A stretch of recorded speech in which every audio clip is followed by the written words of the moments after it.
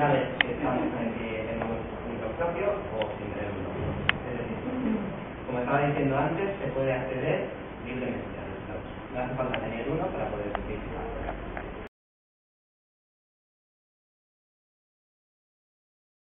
Habrá otro blog, ¿vale?